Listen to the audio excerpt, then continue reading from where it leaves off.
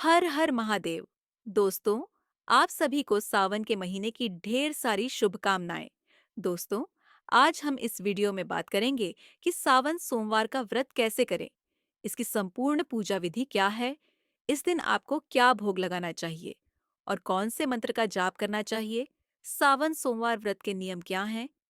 यह व्रत आपको निर्जला रखना है या फिर फलाहार? व्रत का पारण आपको कब करना चाहिए? व्रत कब खोलना है? साथ ही कुछ महिलाओं का यह भी सवाल है कि अगर सावन सोमवार के दिन पीरियड आ जाए तो वह व्रत और पूजा किस प्रकार करें और उन्हें पीरियड वाले व्रत में क्या खाना चाहिए। तो इन सभी विषयों की डिटेल जानकारी आपको इस वीडियो में प्राप्त होगी। लेकिन वीडियो शुरू करने से पहले आपसे निवेदन है कि यदि आपको यह वीडियो थोड़ा सा भी अच्छा लगे तो कृपया एक लाइक अवश्य करिएगा और शिव जी की कृपा और व्रत की सफलता और मनोकामना पूर्ति के लिए कमेंट बॉक्स में जरूर लिखिएगा हर हर महादेव या ओम नमः शिवाय। तो चलिए बात करते हैं सावन सोमवार व्रत की। दोस्तों, सावन का महीना भगवान भोलेनाथ को अत्यधिक प्रिय है। इस महीने में भगवान शिव जी की पूजा अर्चना करने से सारी मनोकामनाओं की पूर्ति हो जाती है और इस महीने में पड़ने वाले सोमवार तो बेहद ही फलदायी माने जाते हैं, क्योंकि सावन का महीना और ऊपर से सोमवार का दिन दोनों ही भोलेनाथ को बेहद ही प्रिय हैं। बहुत से लोग सावन के सोमवार से 16 सोमवार के व्रत की भी शुरुआत करते हैं या कुछ लोग सिर्फ सावन सोमवार के व्रत रखते हैं। जो भी व्यक्ति सच्चे दिल से सावन सोमवार का व्रत रखता है, उसकी सभी मनोकामनाएं भोलेनाथ अवश्य ही पूर्ण करते हैं। यह व्रत पुरुष और महिलाएं दोनों रख सकते हैं। अगर किसी के विवाह में विलंब हो रहा है तो वह सावन सोमवार के व्रत जरूर रखें। इसके प्रभाव से विवाह में आ रही बाधाएं दूर होती हैं। अगर कोई सुहागन महिला सावन सोमवार का व्रत रखती है तो उसे अखंड सौभाग्य की प्राप्ति होती है। साथ ही पति को अच्छा स्वास्थ्य और जीवन में खूब तरक्की भी मिलती है। या जो कुंवारी कन्या इस व्रत को रखती है तो उन्हें सुयोग्य वर की प्राप्ति होती है। साथ ही जिन लोगों के जीवन में कोई कष्ट चल रहा है, कोई परेशानी चल रही है, तो वह भी इस व्रत को रखकर अपने जीवन में चल रही परेशानी से छुटकारा पा सकते हैं। अर्थात आपकी जो भी मनोकामना है, आप उस मनोकामना पूर्ति के लिए एक बार सावन सोमवार का व्रत अवश्य रखें। भगवान भोलेनाथ की कृपा से आपकी कामना पूर्ण अवश्य होगी। लेकिन उससे पहले यह जानना बेहद ही जरूरी है कि सावन सोमवार के व्रत के नियम क्या हैं। तो एक बात बताना चाहूंगी कि सावन सोमवार व्रत के एक दिन पहले ही, यानी कि रविवार को आपको बाल धोकर स्नान कर लेना है। और ध्यान रखें कि बाल धोने के बाद आपको सात्विक भोजन ही ग्रहण करना है। इसके बाद आप प्याज लहसुन से बना हुआ भोजन ग्रहण ना करें और इसी दिन से ही अपने आचार विचार को सात्विक रखें। साथ ही पूर्णतः ब्रह्मचर्य का पालन भी करें और रात में भोलेनाथ का ध्यान करते हुए सोएं। अगले दिन यानी सोमवार के दिन व्रती को प्रातःकाल सुबह जल्दी उठना चाहिए और स्नान करके स्वच्छ वस्त्र धारण करने चाहिए। इस दिन हो सके तो हल्के रंग के कपड़े पहनने चाहिए। इस दिन सफेद, पीले या कोई भी हल्के रंग के वस्त्र धारण करें। बस ध्यान रखें कि कोई भी डार्क कलर ना पहने। इस दिन काले, नीले, भूरे इन रंगों को अवॉइड करना चाहिए। अब आप सबसे पहले एक लोटे में जल लेकर सूर्य देव को जल अर्पित करें और अपने घर के मंदिर की साफ सफाई करके गंगा जल छिड़क कर शुद्ध कर लें। इसके बाद आप सफेद आसन पर बैठ जाएं और पूजा करते वक्त आपका मुख पूर्व या उत्तर की दिशा में होना चाहिए। सबसे पहले आप व्रत का संकल्प लें। संकल्प लेने के लिए आप अपने दाहिने हाथ में थोड़ा सा जल, पुष्प, अक्षत लेकर व्रत का संकल्प लें। साथ में अपना नाम, गोत्र और स्थान भी बोलें और जिस भी मनोकामना के लिए आप इस व्रत को धारण कर रहे हैं, उसको बोलते हुए आप व्रत का संकल्प लें। संकल्प पूर्ण होने के बाद आपके हाथ में जो भी पुष्प, जल और अक्षत है, वह भोलेनाथ के आगे छोड़ दें। अब आप अपने घर पर शिव पार्वती की पूजा करें। समस्त शिव परिवार की भी पूजा करें और यदि आप पूजा शिव मंदिर जाकर करना चाहते हैं तो आप शिव मंदिर जाकर भी पूजा कर सकते हैं। आप शिवलिंग का जला अभिषेक अवश्य करें। दोस्तों, शिव जी की पूजा प्रदोष काल में करना बहुत ही उत्तम माना जाता है। आप हो सके तो शाम को पुनः स्नान करें और शिव जी की पूजा करें। यह आपके ऊपर है कि आप पूजा सुबह या शाम किस टाइम कर रहे हैं। वैसे आपको पूजा सुबह और शाम दोनों टाइम ही करनी चाहिए। एक टाइम आप जला अभिषेक करके दिया बाती भोग आदि लगा सकते हैं और एक टाइम आप डिटेल में पूजा अवश्य करें। साथ ही सावन सोमवार की व्रत कथा भी पढ़ें। दोस्तों, आप समस्त पूजन सामग्री एक जगह एकत्र कर शिव मंदिर में जाएं या अगर घर पर आपके शिवलिंग है तो आप शिवलिंग की भी पूजा अवश्य करें। हो सके तो आप चौकी लगा लें या फिर आप घर के मंदिर पर ही जो शिव पार्वती की फोटो रखी है वहां पर भी पूजा कर सकते हैं। अगर आप चौकी लगा रहे हैं तो चौकी के ऊपर सफेद रंग का वस्त्र बिछाएं और शिव परिवार की और शिवलिंग की स्थापना करें।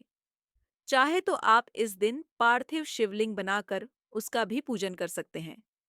पार्थिव शिवलिंग का भी पूजन करने से कई गुना लाभ प्राप्त होता है।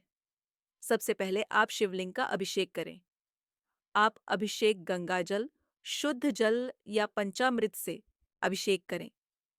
इसके बाद भोलेनाथ को सफेद चंदन का लेप लगाएं, त्रिपुंड आदि बनाएं और वस्त्र के रूप में जनेऊ अर्पित करें। इसके बाद शिव जी को बेलपत्र, समी पत्र, आंकड़े का फूल, धतूरा, भांग, भस्म आदि अर्पित करें। ध्यान रखें कि पूजा के वक्त आप भगवान के किसी भी मंत्र का जाप करते रहें या शिव जी का ध्यान करते रहें।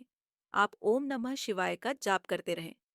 इसके बाद धूप दीप जला लें और शिव जी को पान, सुपारी, इलायची, लौंग आदि अर्पित करें। साथ में कुछ दक्षिणा भी शामिल करें। अब आप शिव जी को भोग लगाएं। भोग में आप फल या सफेद मिठाई का भोग लगाएं और यदि आप अपने घर में कुछ बना सकते हैं तो आप घर का भी कुछ मीठा, हलवा, खीर आदि का भी भोग लगा सकते हैं। इसके बाद वहीं बैठकर एक माला ओम नमः शिवाय या महामृत्युंजय मंत्र का या श्री शिवाय नमस्तुभ्यम का जाप करें। साथ ही शिव चालीसा, शिवाष्टक, रुद्राष्टक, शिव महापुराण का भी पाठ कर सकते हैं।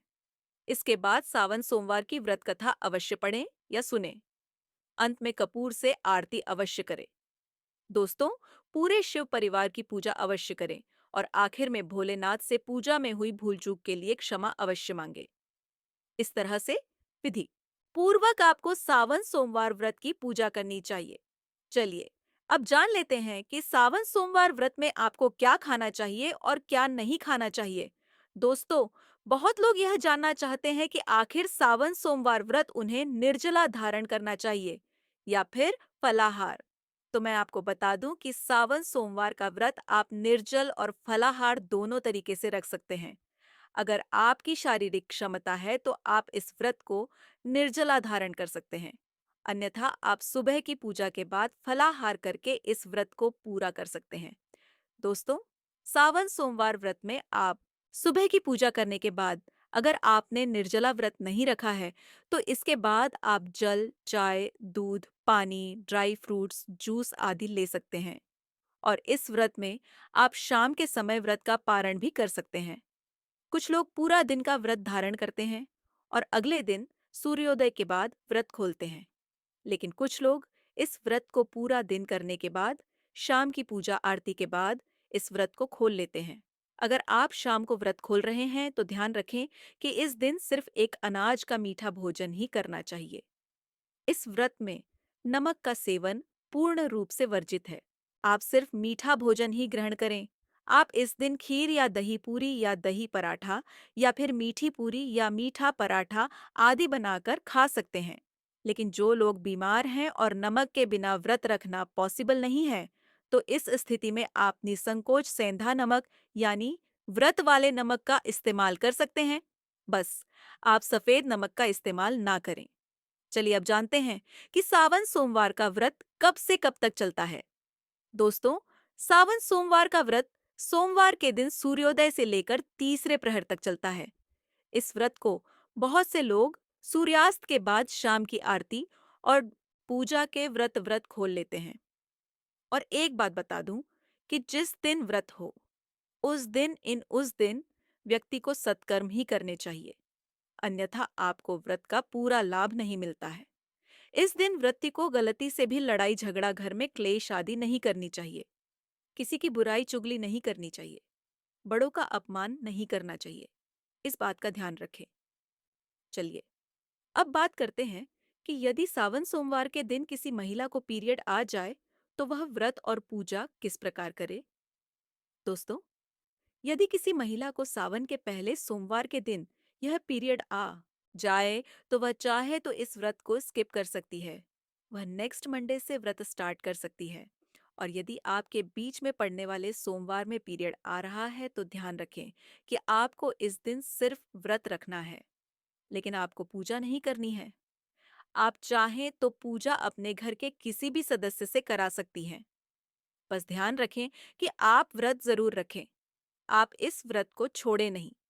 बहुत से लोगों का यह भी सवाल है कि अगर उन्होंने सुबह की पूजा कर ली है और दोपहर में पीरियड आ गया है, तो क्या वह व्रत छोड़ दें या नहीं। तो एक बात बता दूं कि यदि आपने व्रत की शुरुआत कर दी है, तो आप उस व्रत को बीच में ना छोड़ें, बीच में भोजन ना करें। आप उस व्रत को कंप्लीट अवश्य करें। और रही बात खाने पीने की, तो आपको इस दिन वही खाना है जो आप हर व्रत में खाती आई हैं। बस आपको भगवान को भोग नहीं लगाना है, क्योंकि पीरियड में भोग प्रसाद खाना वर्जित होता है। आप भगवान को बिना भोग लगाए अपने हिस्से का भोजन बनाकर खा सकती हैं। तो दोस्तों, यह जानकारी आपको अच्छी लगी तो कमेंट में हर हर महादेव अवश्य लिखें। और अगर आपका कोई सवाल है, तो कमेंट बॉक्स में अवश्य पूछ लें। और इस वीडियो को लाइक करें, शेयर करें और साथ ही साथ चैनल को सब्सक्राइब करें। धन्यवाद।